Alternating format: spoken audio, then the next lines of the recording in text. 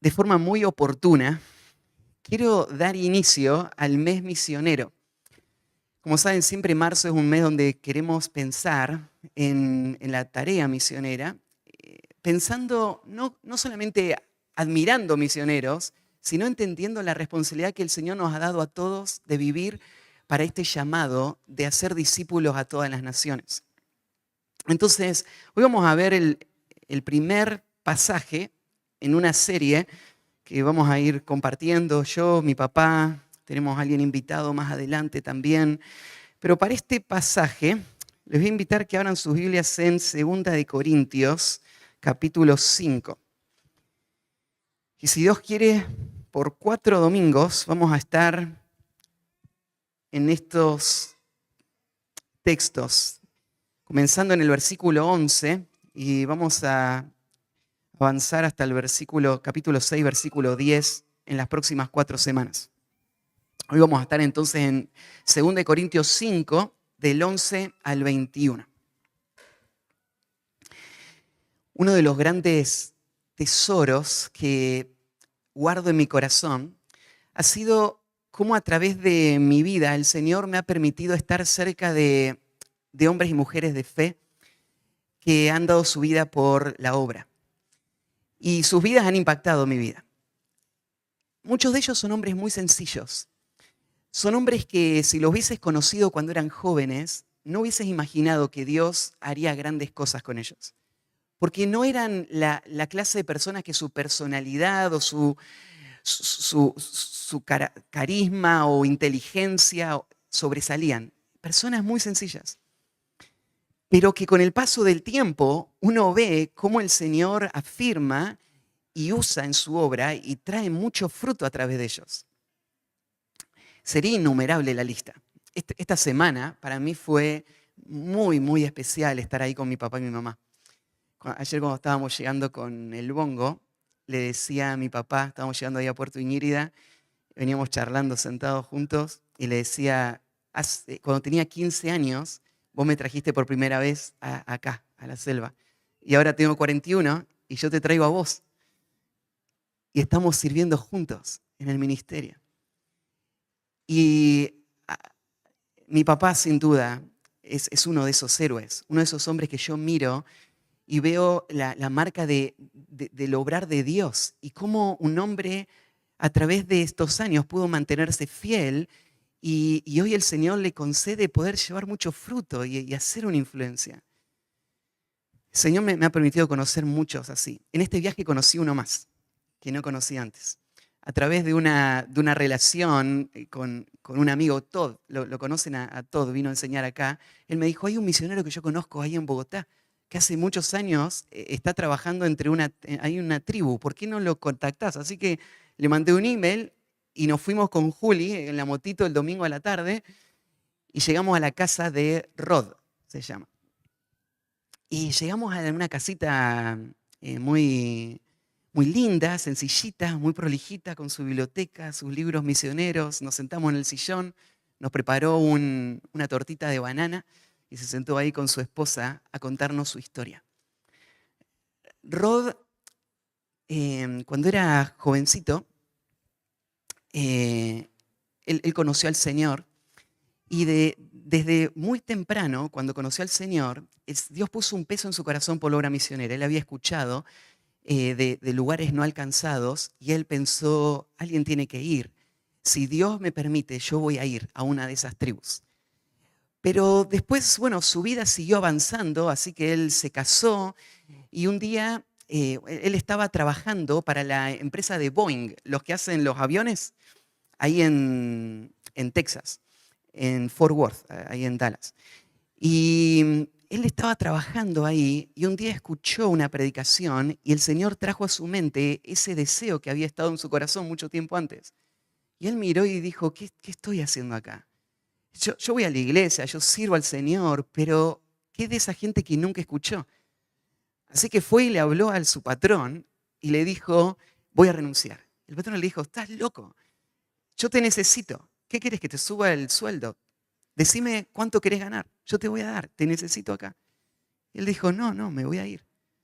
Dice, mira, yo vi que tenés un auto muy viejito, te voy a comprar un auto nuevo. Quédate. Él dice, no entendiste.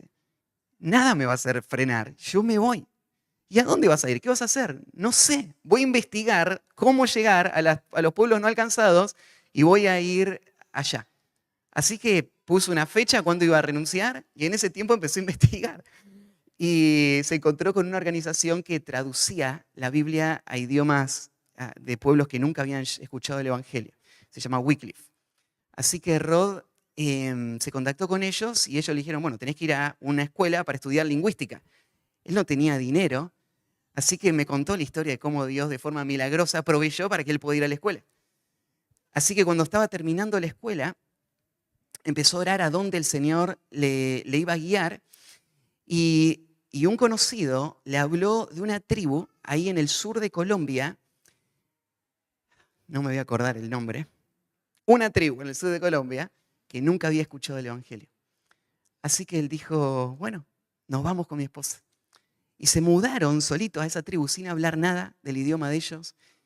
Y estuvieron 7 años para empezar a entender el idioma y vivir entre ellos y servirlos. Y ahí empezó un trabajo de traducción. Rod es un hombre ancianito. Ahora está a punto de cumplir 50 años de haber estado ahí en Colombia. Hace unos 15 años atrás, él tuvo que salir de la selva, de donde él estaba viviendo, por la presión de la guerrilla. Y él dijo, yo no me voy a casa hasta no terminar la traducción. Él quería traducirle la Biblia al idioma de esta tribu. Así que él se quedó traduciendo.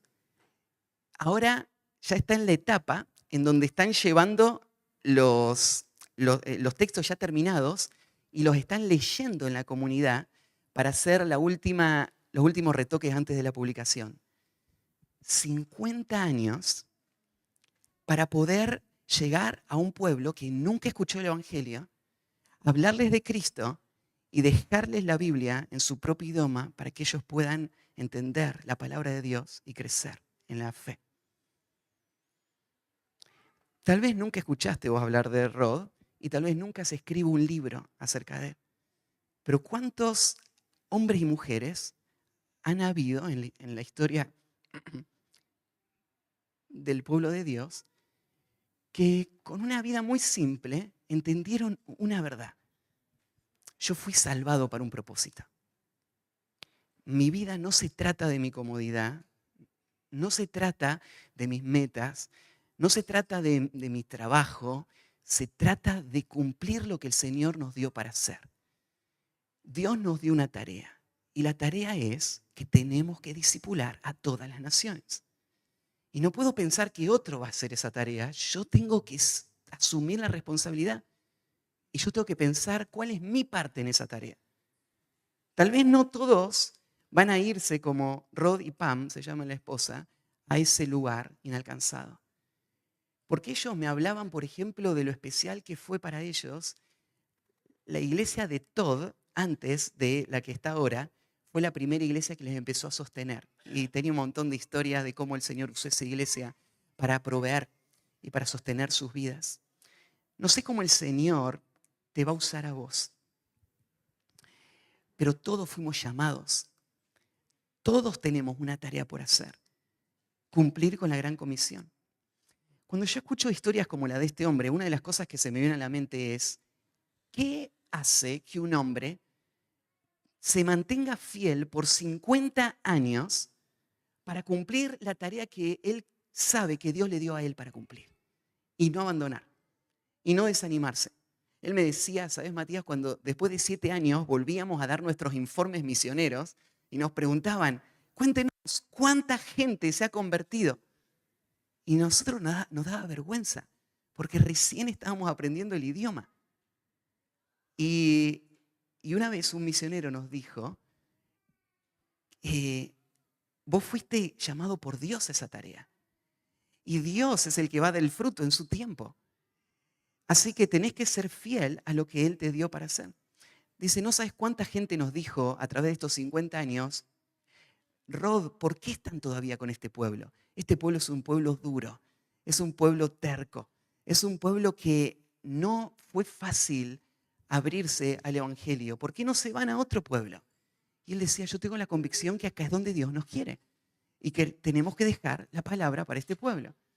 Y la pregunta es, ¿qué hace que un hombre se mantenga fiel al llamado del Señor cuando no hay fruto, cuando hay oposición, cuando su vida corre riesgo, cuando tiene que hacer un cambio de planes y salir de la selva para irse a otro lugar, cuando ya pasó la edad de jubilación y la organización le está diciendo, te tenés que volver a Estados Unidos, y él le está diciendo, yo no me voy hasta no terminar la traducción?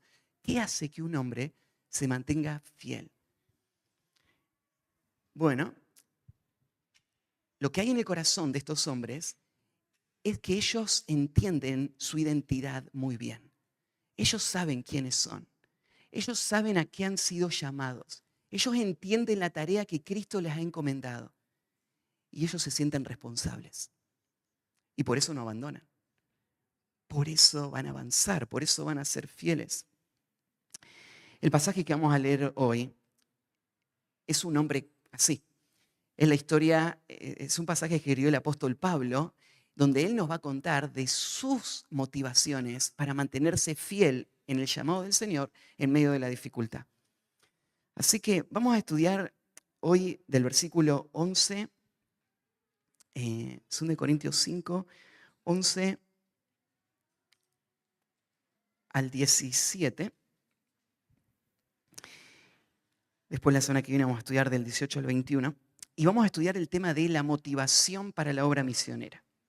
¿Qué motiva a un hombre para la obra misionera? Leemos, dice 2 Corintios 5, 11. Conociendo pues el temor del Señor, persuadimos a los hombres, pero a Dios le es manifiesto lo que somos, y espero que también lo sea a vuestras conciencias. No nos recomendamos, pues, otra vez a vosotros, sino os damos ocasión de gloriarnos por nosotros para que tengáis con qué responder a los que se glorían en las apariencias y no en el corazón. Porque si estamos locos, es para Dios. Y si somos cuerdos, es para vosotros. Porque el amor de Cristo nos constriñe pensando esto, que si uno murió por todos, luego todos murieron. Y por todos murió, para que los que viven ya no vivan para sí, sino para aquel que murió y resucitó por ellos. De manera que nosotros de aquí en adelante a nadie conocemos según la carne. Y aun si a Cristo conocimos según la carne, ya no le conocemos así. De modo que si alguno está en Cristo, nueva criatura es. Las cosas viejas pasaron, he aquí, todas son hechas nuevas. La motivación para la obra misionera. Tal vez para ponernos un poquito en el contexto de estas palabras, Pablo, cuando escribe esta carta, bueno, estuvimos haciendo el devocional en 1 Corintios. Así que ustedes tienen un poquito el contexto ya de la iglesia de Corinto, y es muy parecido al contexto en 2 Corintios. La iglesia de Corinto era una iglesia que Pablo amaba, pero una iglesia muy madura. Pablo había recibido reportes de la iglesia que no eran muy buenos.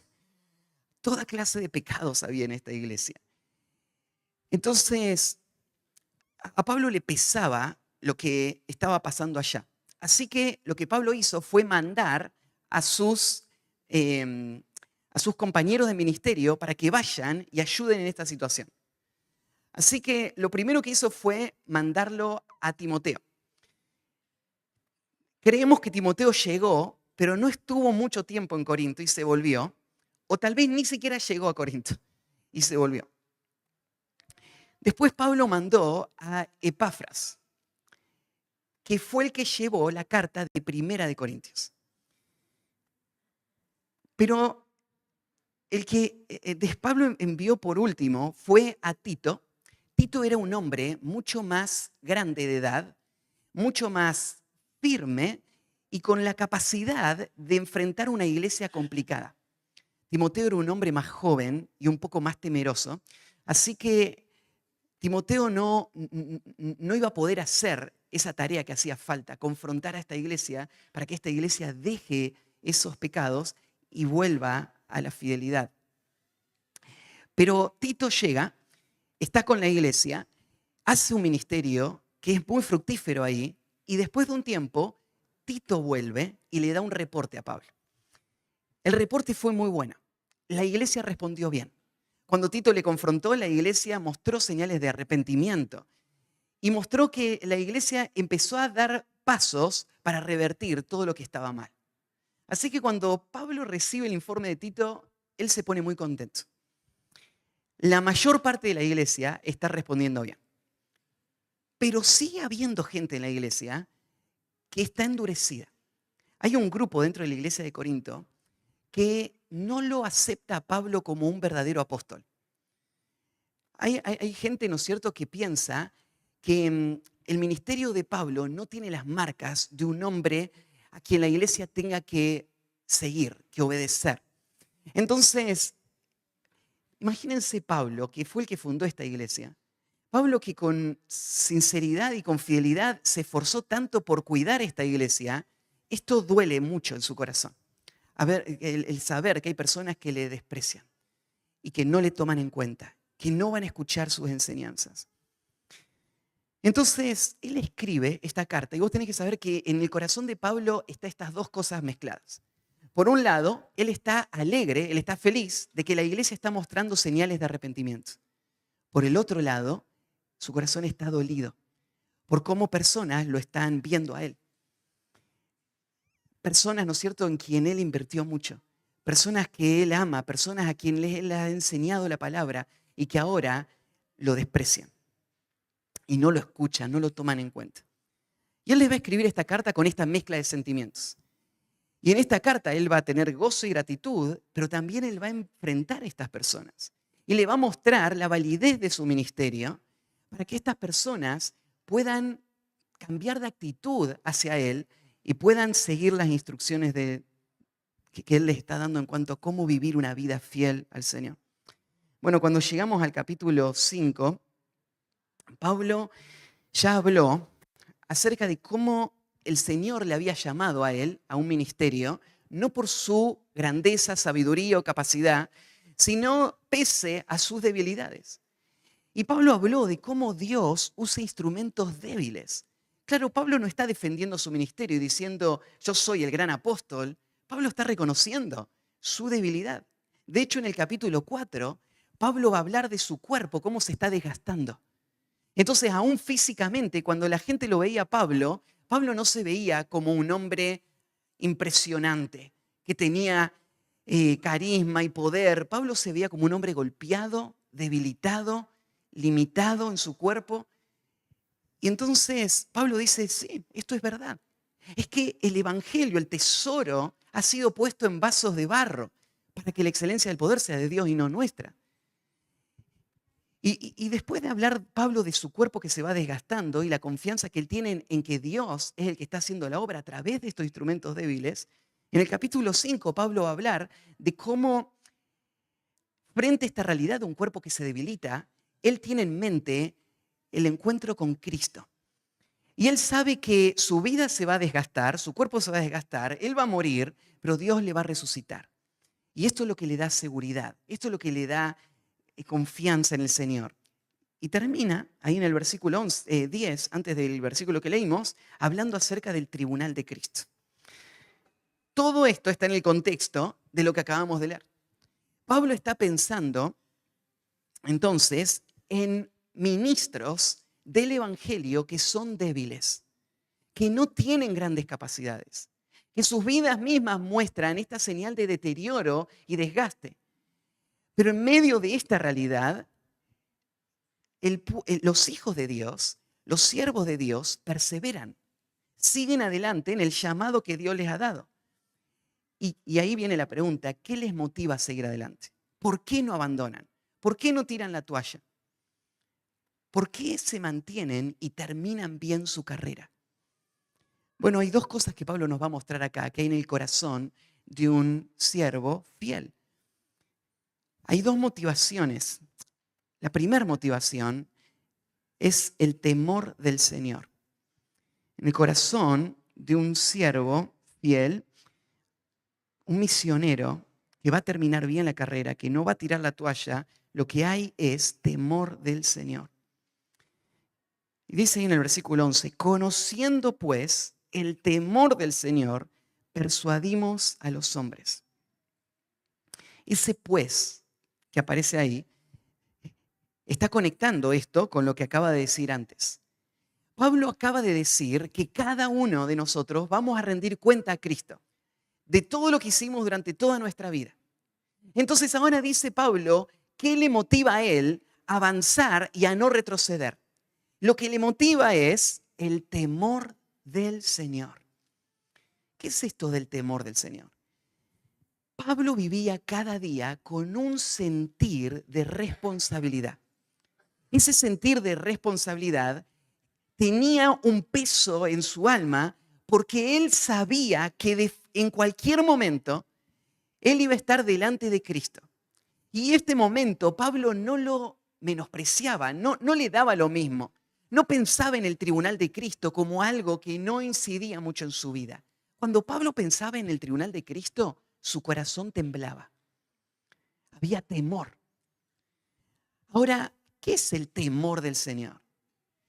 Cuando nosotros pensamos en Jesús, en Cristo, no pensamos en Cristo con terror, como nuestro enemigo, porque Él es nuestro Salvador. Ya no hay más condenación para los que están en Cristo Jesús. Entonces no tenemos terror de la condenación eterna. Vamos a ser salvos, ya somos salvos. Entonces el creyente no vive con terror del juicio futuro, porque el juicio futuro no va a traer condenación eterna. Pero aunque no hay terror en el corazón del creyente, sí hay temor, temor reverente.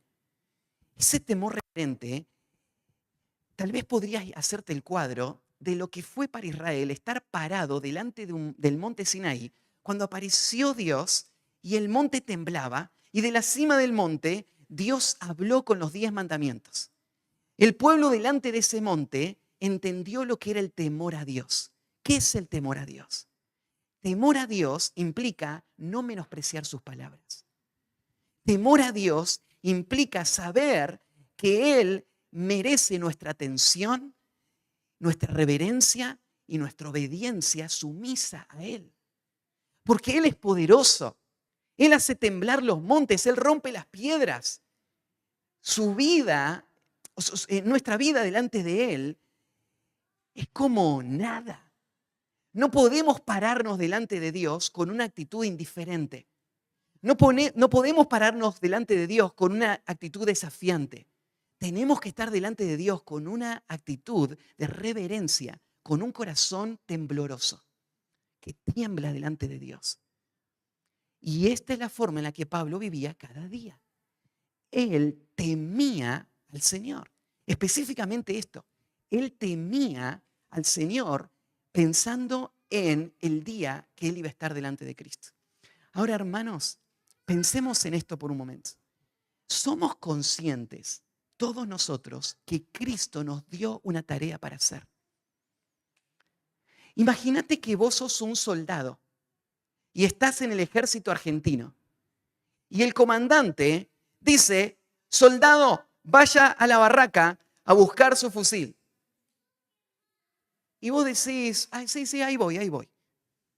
Esperá que estoy todavía acá jugando vóley un rato y después voy a ir cuando tenga ganas. Esto es inadmisible. Lo que hace que un ejército funcione es la autoridad y la línea de autoridad que mueve a todo el ejército a la batalla. Un soldado insubordinado es un soldado peligroso en las líneas de nuestro ejército.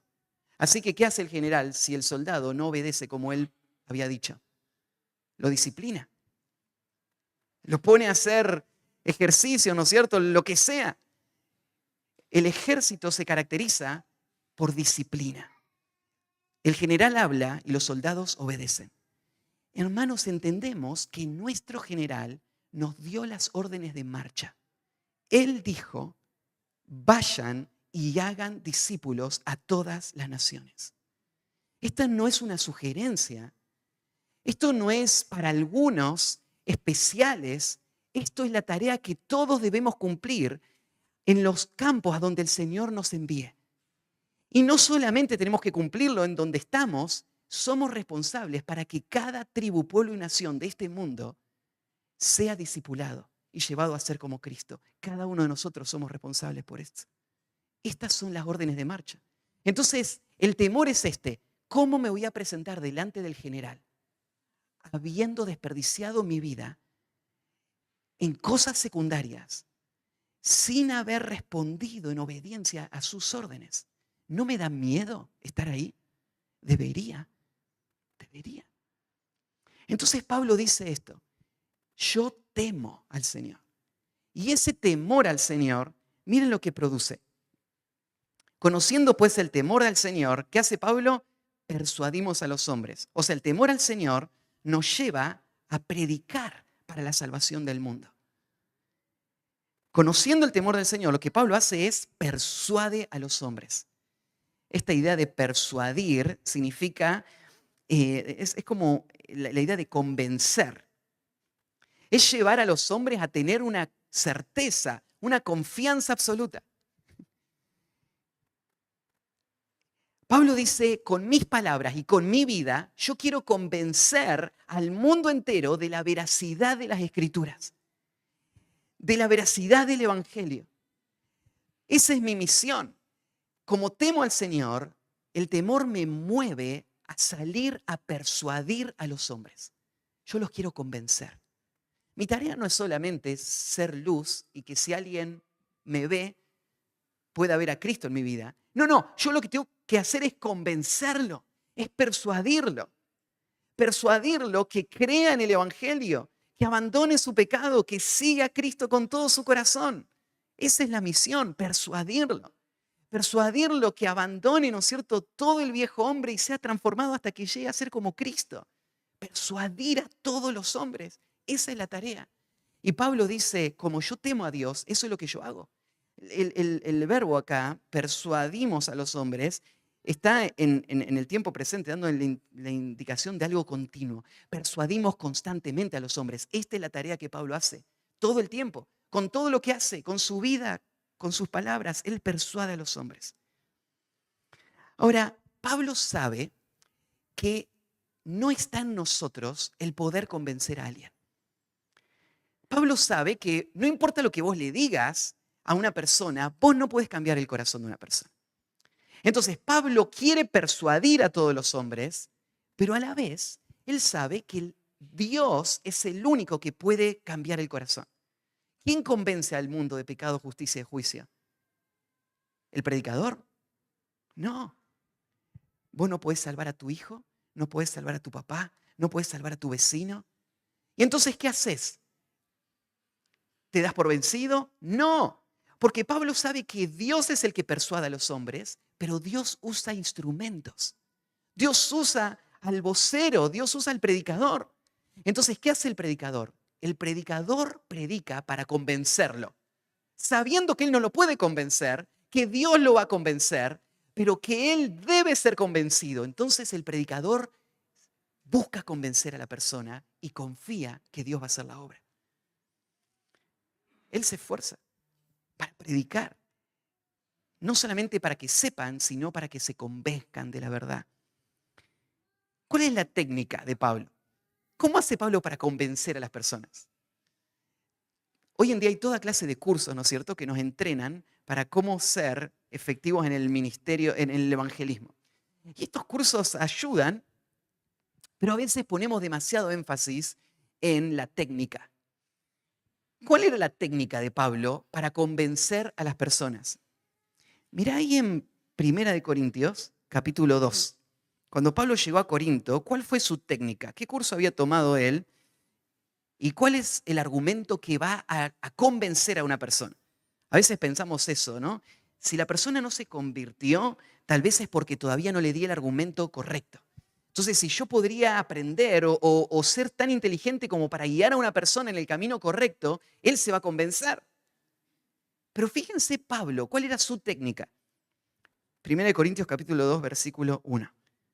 Así que, hermanos, cuando fui a vosotros para anunciaros el testimonio de Dios, no fui con excelencia de palabras o de sabiduría. Pues me propuse no saber entre vosotros cosa alguna, sino a Jesucristo y a este crucificado. Y estuve entre vosotros con debilidad y mucho temor y temblor. Y ni mi palabra ni mi predicación fue con palabras persuasivas de humana sabiduría, sino con demostración del Espíritu y de poder, para que vuestra fe no esté fundada en la sabiduría de los hombres, sino en el poder de Dios. Pablo quiere convencer a todos, pero Pablo no cae en la trampa de tratar de convencerlo con sabiduría humana. Porque si yo convenzco a alguien solamente con argumentos humanos, la persona puede aceptar mi argumento, pero no va a ser convertida por el poder de Dios. No, para convencer a una persona, para que sea convertida con el poder de Dios, yo tengo que hacer lo mismo que hizo Pablo. Dejar de lado toda la sabiduría humana y solamente hablar la palabra de Dios. Y yo tengo que saber esto, la palabra de Dios es poderosa. Y Dios la usa de forma eficaz en los corazones. Así que yo no puedo salvar a nadie. Yo solamente voy a dar la palabra y esperar que Dios haga lo que ningún hombre puede hacer, convencer al hombre de pecado, de justicia y de juicio. Pablo quiere convencerlos, pero la única forma de convencer a alguien es abriéndole la Escritura, diciéndole la verdad de la palabra de Dios una vez más, hablando el Evangelio. Así que Pablo, como teme a Dios, lo primero que hace es persuade a los hombres. Persuadimos a los hombres. Y agrega algo más, dice, persuadimos a los hombres, pero a Dios les es manifiesto lo que somos, y espero que también lo sea a vuestras conciencias.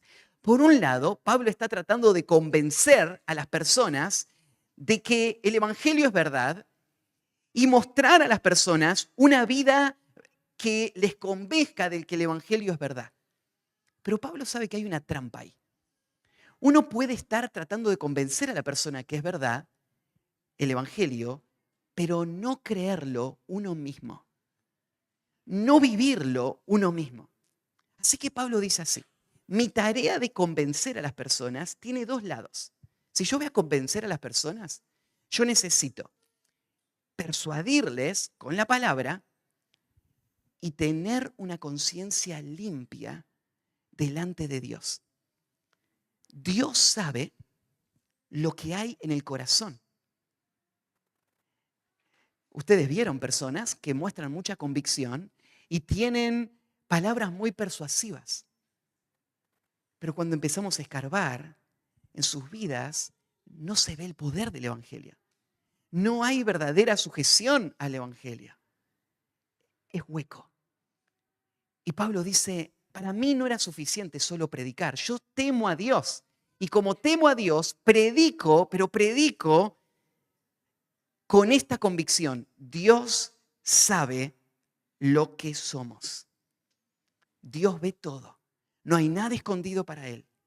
Y con esa confianza yo salgo a persuadirles. Y algo más, agrega Pablo. Hay una esperanza que Él tiene y espero que también lo sea a vuestras conciencias. El deseo de Pablo es que esta iglesia, en donde muchas personas los desacreditan a Pablo y no lo consideran un hombre que tenga autoridad espiritual para enseñarles, que eso cambie y que ellos puedan ver que la intención de Pablo no es otra más que persuadir a los hombres con la verdad del Evangelio. El versículo 12 va a seguir construyendo sobre esto, que el temor del Señor nos lleva a vivir una vida íntegra para la salvación del mundo. El temor al Señor, dijimos, nos lleva a predicar para la salvación del mundo y ahora el temor del Señor nos lleva a vivir una vida íntegra para la salvación del mundo. Para que el mundo sea salvo, en el corazón del misionero tiene que haber un compromiso con la integridad. Y mirá lo que dice el versículo 12. No nos recomendamos, pues, otra vez a vosotros, si no os damos ocasión de gloriarnos por nosotros, para que tengáis con qué responder a los que se glorían en las apariencias y no en el corazón. Pablo dice, yo no le estoy hablando de mí para promoverme a mí mismo. Yo no le estoy diciendo que yo temo a Dios y que quiero predicar el Evangelio y salvar a la gente para que ustedes me vean y me aplaudan. Eso no me importa en lo absoluto, dice Pablo. Lo que yo quiero es darles las herramientas a ustedes para que vean cómo se ve una vida sincera que está viviendo para la misión que el Señor nos llamó a vivir. Pablo lo que quería es que ellos se gloríen en nosotros, en Pablo y su equipo misionero. Pablo quería que la gente vea que hay una diferencia en el equipo misionero de Pablo si comparan el equipo misionero de Pablo con todos los falsos maestros y los charlatanes que estaban confundiendo a los corintios. Pablo dice, ustedes tienen que ver una diferencia. ¿Cuál es la diferencia? Los charlatanes solo se ocupan en las apariencias. Yo quiero que ustedes vean que nosotros no estamos pensando solamente en la apariencia. Estamos viendo y buscando la realidad. Y es lo que dice después. Para que tengáis con qué responder a los que se glorían en las apariencias y no en el corazón. ¿Saben que hay muchos que cuando piensan en el ministerio, lo único que le interesa en el ministerio es la foto?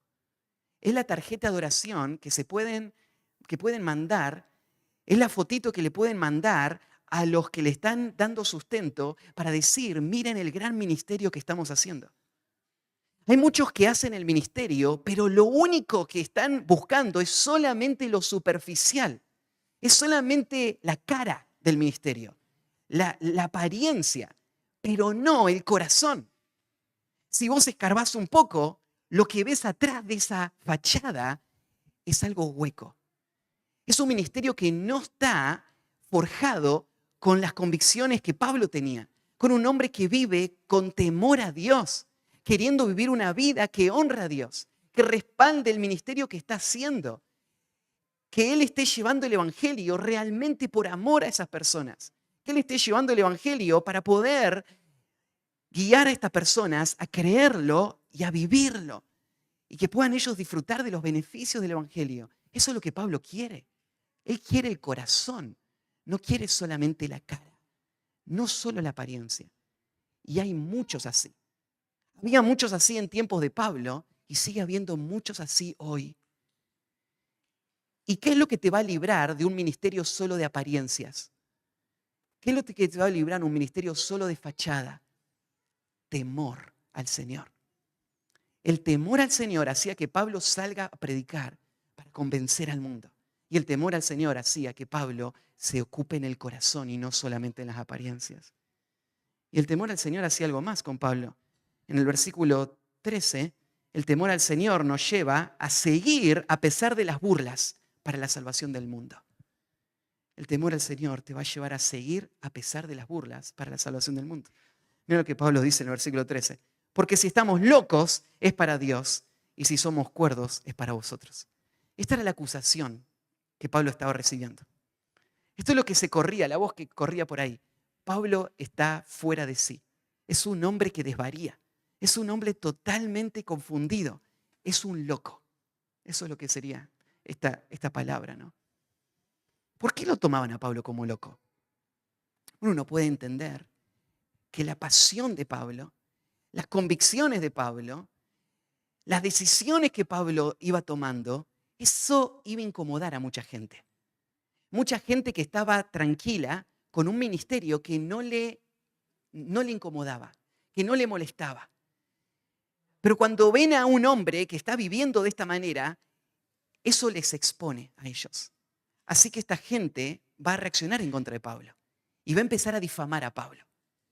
Y entonces cuando este misionero empieza a avanzar, toda esa gente alrededor empieza a hablar mal de ese misionero. Y empiezan a mentir en cuanto a él para destruir su reputación. Así que ahí está, el loco Pablo. El que anda por ahí como un loco, ¿no es cierto? Un llanero solitario, un solterón, ¿no es cierto? Que nunca se casó, que anda haciendo carpas y él dice que es un apóstol. Hay un hombre, ¿no es cierto?, todo golpeado, que hace el ministerio, ¿no es cierto?, de una forma tan fuera de lo común, rodeado de otra gente que es igual que él, es un loco. Si vos vas a ser fiel al Señor, vas a tener que poder lidiar con gente que te va a menospreciar, que va a creer que lo que vos estás haciendo es una locura, que las decisiones económicas que estás tomando es una locura. Como nuestro hermano Rod, que dejó ese trabajo, esa empresa, para salir a buscar a un pueblo no alcanzado a quien ir con su esposa y servirles por 50 años. Un loco. Gloria a Dios por los locos. Porque lo que el mundo llama locura es sabiduría para Dios. Porque lo que el mundo busca es pasajero y no tiene ninguna trascendencia. Y lo que los locos están persiguiendo es eterno. Ellos realmente están entendiendo la vida como debe ser entendida. Pero ¿qué te hace vivir una vida apasionada y consagrada y aún frente a las burlas mantenerte fiel? De nuevo, el temor al Señor.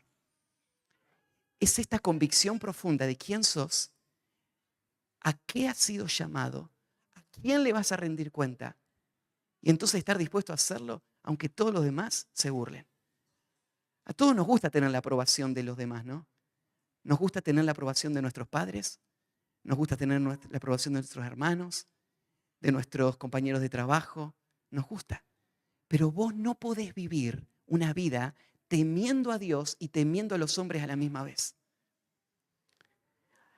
La vida que fuiste llamado a vivir es una vida que va a enfocarse en el temor al Señor y va a dejar de lado la opinión de los hombres. ¿Qué importa si piensa que estamos locos? Yo quiero agradar a una sola persona, al Señor, y voy a vivir para Él y voy a entregarme para Él. Si estamos locos, es para Dios. Este es para Dios te está mostrando cuál es el objetivo de Pablo. No me importa lo que ustedes piensen. Yo no vivo para ustedes, vivo para Dios. Si ustedes piensan que estoy loco, es para Dios. Y si somos cuerdos, es para vosotros. Realmente son cuerdos los que están viviendo de la manera en la que Pablo está señalando.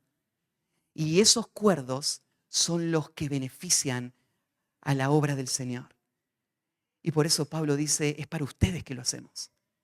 Estamos dispuestos a que nos traten como locos porque les amamos. Y lo hacemos para ustedes. Y les vamos a servir. Así que, ¿qué es lo que motiva a un misionero?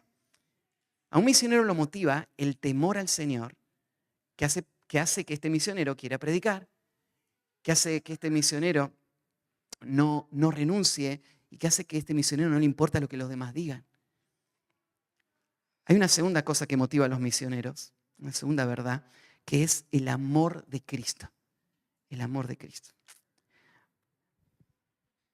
No solo temor, no solamente el pensamiento, voy a enfrentar a Cristo y voy a tener que dar cuenta de lo que Él me dio para hacer, sino hay otra cosa que te motiva.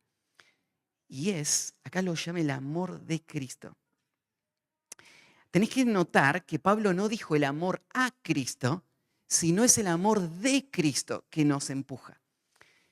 Lo que Pablo está pensando es la clase de amor que Cristo tuvo por nosotros es lo que nos motiva a poder obedecer y hacer la tarea misionera.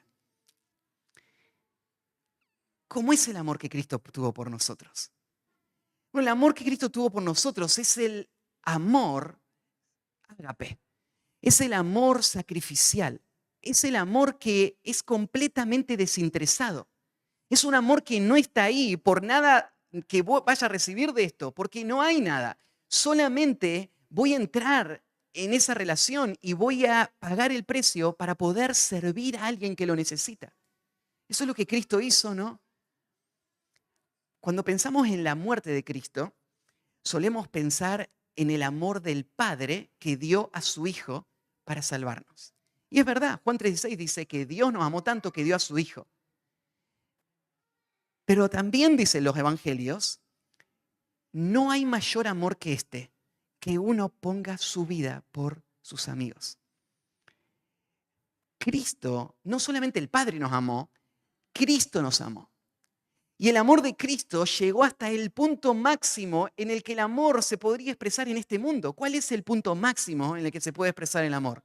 Cuando vos morís completamente por el bien de otro sin esperar nada a cambio, completamente desinteresado. Cuando vos lo das todo sin recibir nada, eso es la expresión más grande de amor.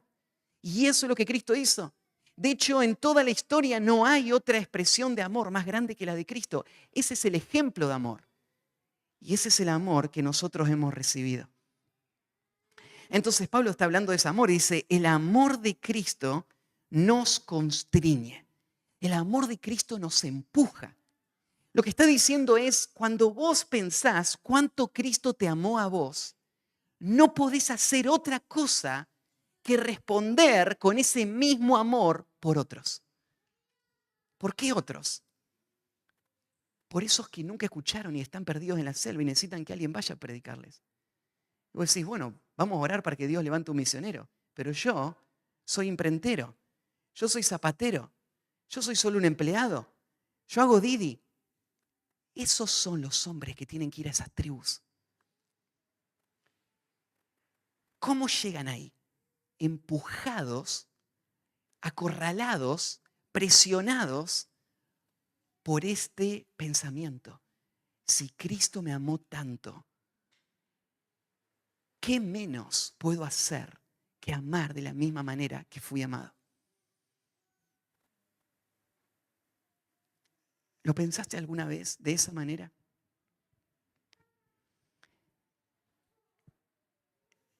Justo se me vino a la mente algo y me hubiese gustado tenerlo escrito para poder decírselo textualmente, pero me acuerdo que en una autobiografía que escribió mi abuela, en la primera parte, ella pone una expresión que era algo así, y Señor, qué poco he hecho yo por ti.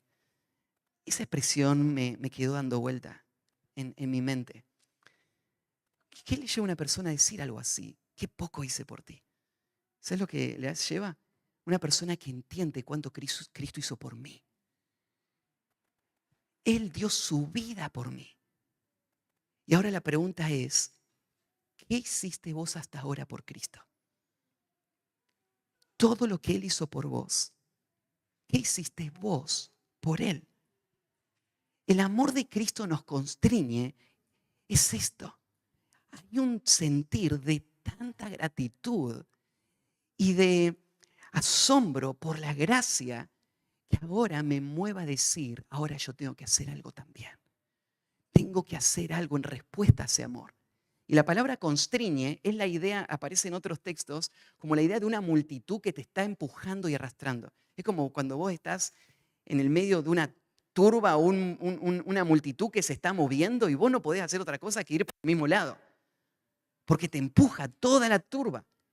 El amor de Cristo es eso, vos no podés evitar ir en la dirección que Él te empuja. Aunque vos no querrías ir para allá, lo que te empuja es el amor de Cristo. Si Él hizo todo esto por mí, ¿por qué no estoy dispuesto a hacer algo por Él? Y esto es lo que hay en la mente del apóstol Pablo y que está en la mente de todos los misioneros y que tiene que estar en la mente de todo el pueblo de Dios.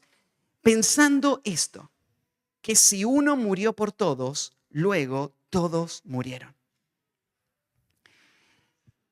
Hay un pensamiento que apareció por primera vez en tu mente el momento de tu conversión y que va a estar ahí el resto de tu vida. Y este es el pensamiento. Cristo murió y yo morí juntamente con Él. Esta expresión, cuando dice Cristo, que si uno murió por todos, la idea de que Cristo murió por todos no es que Cristo murió a favor de todos, sino es la idea que Cristo murió en lugar de todos. Es claro esto porque lo próximo que debe decir, como Cristo murió por todos, uno esperaría que diga, entonces ahora ya no morimos. Como Cristo murió por mí, ahora ya no tengo que morir. Pero el versículo no dice eso. Dice, como Cristo murió por todos, todos estamos muertos. ¿Cómo que todos estamos muertos? Sí, todos morimos, todos los que estamos en Cristo, todos los que somos de Él, morimos juntamente con Él en esa cruz. ¿Qué significa que morimos con Él? Significa que morimos a lo que antes éramos. Morimos a nuestros deseos, morimos a nuestros proyectos, morimos a todas nuestras posesiones, morimos a todas nuestras relaciones, morimos realmente y completamente. El amor de Cristo nos lleva a morir. Cuando una persona piensa en el amor de Cristo, ese pensamiento de lo que Cristo hizo por mí te mueve y te empuja a abrazar esta realidad. Yo estoy muerto. Yo estoy muerto. Aceptar que estás muerto es algo que vas a tener que poner en tu mente todo el tiempo. El día de tu conversión, vos tenés que aceptar que estás muerto o no entendiste el Evangelio. Vos tenés que aceptar que ahora toda tu vida va a cambiar y ahora vas a ser gobernado por Cristo o no entendiste el Evangelio. Pero ese no es el último día que vas a tener que pensar eso. A través de toda tu vida muchas veces van a venir tentaciones. La tentación de pensar, tal vez yo también puedo vivir para las cosas de este mundo. ¿Por qué no lo puedo hacer igual que otros? La tentación de tratar de buscar tus propios intereses y no los de Cristo. Muchas veces va a venir ese pensamiento a tu mente. Y lo que vos vas a tener que hacer es traer a tu mente esta realidad. Yo estoy muerto. Cuando pienso, mirá esta oportunidad que me estoy perdiendo, no tenés que pensarlo como algo que vos estás perdiendo. Como ese hombre, ¿no es cierto?, que cuando estaba diciéndole a su patrón que iba a renunciar para ir hacia una tribu a predicar, y el patrón le estaba diciendo, te voy a dar un auto, te voy a subir el sueldo. Cuando él le dijo no, no es que le estaba perdiendo algo, porque él ya había muerto el día de su conversión. Él ya estaba muerto, muerto a todo lo que este mundo tenía para ofrecer. Solamente él necesitaba recordar que estaba muerto, para que los deseos de su carne no le engañen, para dejar lo que Cristo le llamó a hacer, para seguir lo que su carne quería hacer. Estoy muerto significa todo lo que voy a hacer y pensar y desear tiene que ver con un solo propósito, Cristo. Y después agrega el versículo 15, y por todos murió para que los que viven ya no vivan para sí, sino para aquel que murió y resucitó por ellos. Entonces, parece una contradicción porque dice, vos estás muerto, pero ahora el versículo 15 dice, los que viven no vivan para sí, sino para aquel que que murió y resucitó por ellos.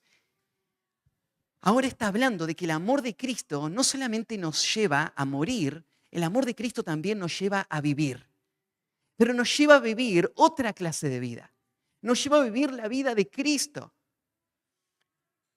En todo el tiempo que el Señor nos dé, ahora nuestra vida cristiana tiene un solo foco. Este versículo es uno de los versículos de la Biblia que de forma más resumida y contundente nos muestra el propósito de la vida cristiana. Este sería un versículo precioso para memorizar, para colgar en algún lado de tu casa, porque este versículo te va a ayudar a enfocar tu vida, porque con pocas palabras te dice para qué estás en este mundo, de qué se trata la vida cristiana. Y lo dice de esta manera, por todos murió para que los que viven ya no vivan para sí, sino para aquel que murió y resucitó por ellos. Ahora tu vida tiene un nuevo propósito, vivir para Cristo. Ahora vos vas a ser las manos de Cristo, los pies de Cristo, la boca de Cristo en este mundo, para que Cristo cumpla su propósito de edificar la iglesia en nuestro tiempo.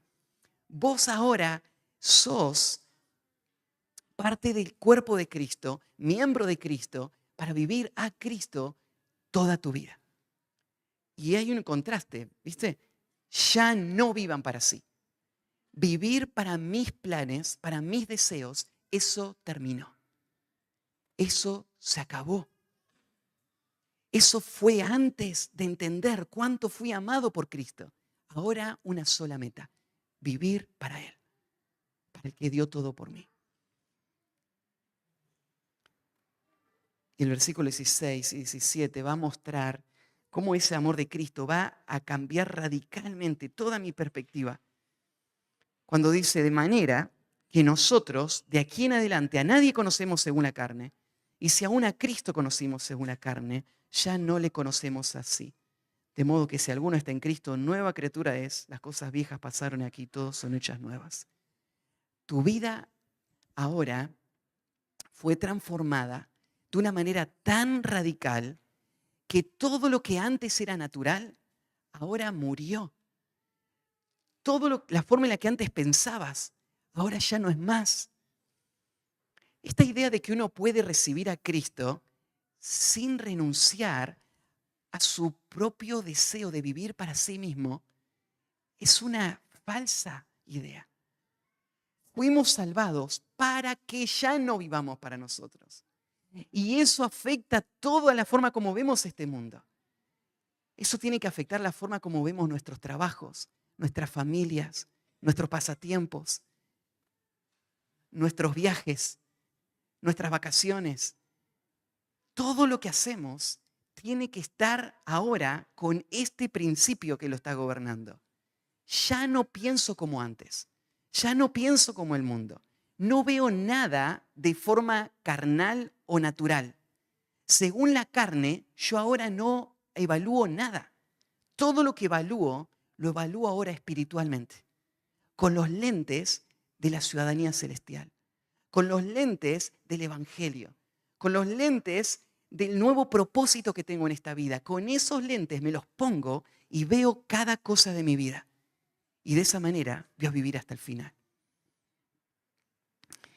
Las palabras son muy claras, de modo que si alguno está en Cristo, nueva criatura es. Este es el cambio radical, una nueva creación.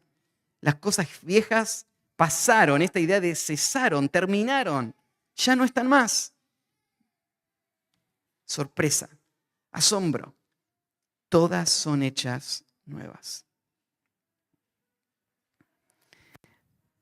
Así que preguntábamos al comienzo, ¿qué mueve a un misionero a avanzar de la manera en la que lo hace? ¿Será alguna característica especial que él tiene? Él es un hombre más capaz. Es un hombre que tuvo ciertas oportunidades y ventajas. Es un hombre que tiene algún llamado especial. Todo hijo de Dios ha sido llamado a vivir como lo leímos recién, porque es propio de nuestra nueva naturaleza el vivir no para nosotros, sino para el que nos salvó. Así que todos nosotros somos llamados a la obra misionera. ¿Qué lugar vamos a tener en la obra misionera? Eso Dios lo va a ir dirigiendo a medida que vos te rendís a Él. A medida que vos le rendís cada día a Él, cada decisión a Él, cada posesión a Él, cada relación a Él. A medida que vos rendís eso, Él va guiándote un paso a la vez. Y eso se puede volver un cambio muy radical. Yo pienso que tal vez hay algunos de los que están sentados acá que no se lo imaginan, pero que Dios los quiere usar para llegar a lugares que nosotros ni siquiera hemos oído hablar de esos lugares. Dios quiere usar nuestras vidas para la tarea misionera. Hay otros que, como el libro de Hebreos, no van a hacer grandes cosas. Su nombre no van a estar escritos en las crónicas. No van a escribirse biografías de ellos. Pero son hombres y mujeres que, siendo fieles en el contexto donde ellos están, van a sostener la obra del Señor. Van a dar generosamente para la obra del Señor. Van a ser un testimonio en el lugar en donde el Señor les ha puesto. Esta semana, mientras veníamos en el Bongo viajando con mi papá, veníamos pensando en cómo el Señor ha provisto para todos estos viajes.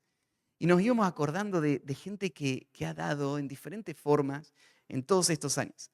Y nos acordamos de una persona que hace muchos años nos dio una ofrenda para ayudar a Titi a viajar en el 2020, cuando fuimos por primera vez. Y esa persona que dio ese dinero, él nunca vivió en una tribu no alcanzada. Él era un hombre que tenía era muy capaz con los negocios.